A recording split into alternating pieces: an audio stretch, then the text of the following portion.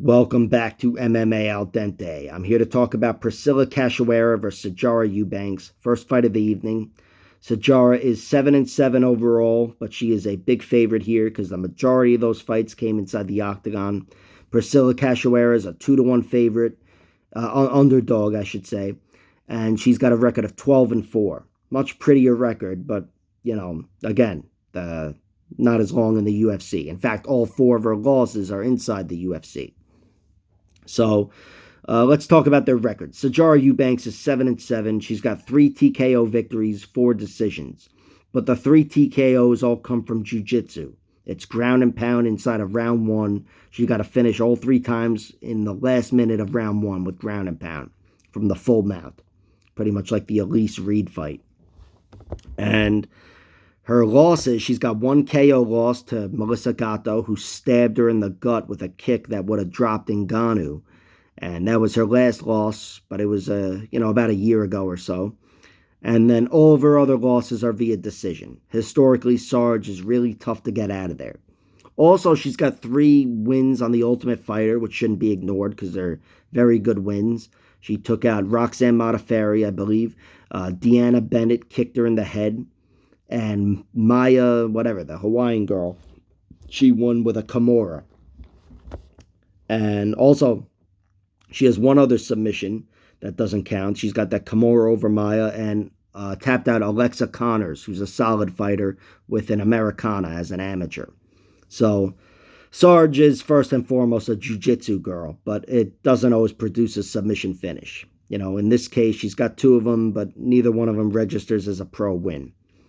I bring that up because, I'm speculating on a finish. I do think really Sarge, if she wins this fight, which I'm predicting her to win, I do think she could get Priscilla Cachoeira out of there. I think the jiu-jitsu gap is going to be too wide. And I think Sijara, if she gets on top of Cachoeira, she will be able to mount her. And from there, obviously, her chances of getting a finish go way up. Cachoeira, she's not a submission artist at all. She's 12-4. She is a bona fide brawler. 7 TKO victories, 5 decisions. Of her 7 KO victories, I should say KOs and more KOs than TKOs. 4 of them come in round 1, 3 in round 2. We've seen them at the UFC level. That Shanna Dobson knockout. Holy shit.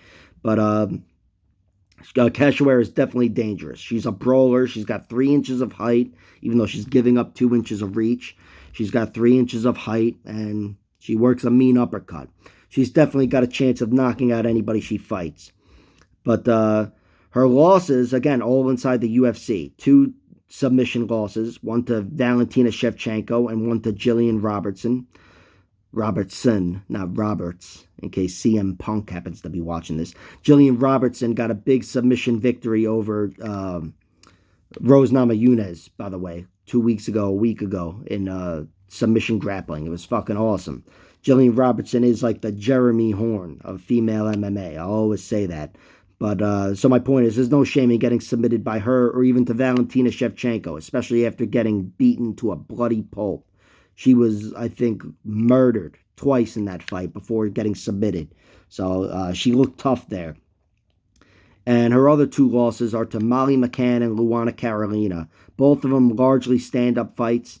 And Cachoeira, despite being outstruck and beaten up, was still throwing down. She showed a lot of heart in both those fights, especially the Luana Carolina fight, because that was a fight in which she was stung.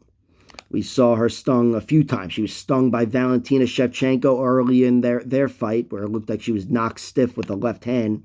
And then in the Luana Carolina fight, she got hit with a head kick that, man, I thought she was unconscious before she hit the ground, but she somehow still kept fighting and then got put in some precarious situations, submission attempts, guillotine chokes, arm bars, and she was able to fight out of it. So she's looked really tough in defeat, Priscilla Cachoeira. But still, the reason I think Sijara can get her out of there is the full mount is the full mount. And even though Luana Carolina is dangerous, she's not going to get into the full mount like Sijara Eubanks or Jillian Robertson or Valentina Shevchenko. Sijara can follow their paths to victory, I think. So I am taking Sarge. I'm taking her to get a victory via stoppage. I'm honestly not even sure if TKO or submission is more likely. I've sprinkled things on TKO, the KO odds, because I'm a degenerate. And again, her only 3 finishes as a pro, even though they're all from the full mount, and due to her jiu-jitsu, they're all round 1 TKOs, just like her Elise Reed fight. So I bet on Sijara Eubanks to win by round 1 KO TKO plus 1200 and round 2 plus 1400. And I also bet on her I bet a bigger bet on her to get finishes in rounds 1 and 2, plus 350 and plus 550, because it covers the submission as well. Priscilla Cachoeira, I only sprinkled something on her to get a round 1 TKO victory, plus 750. I do think a decision is possible for her, but it would have to be with Sarge's wrestling failing her. And even then, I'm not sure how a stand-up fight goes. I know Cachoeira's got advantages in power and length, maybe. Well, Sijara has the reach advantage, but Sijara can throw down and she's damn tough. So overall, I like Sarge to win the fight, but my bets are all on finish. We'll see what happens.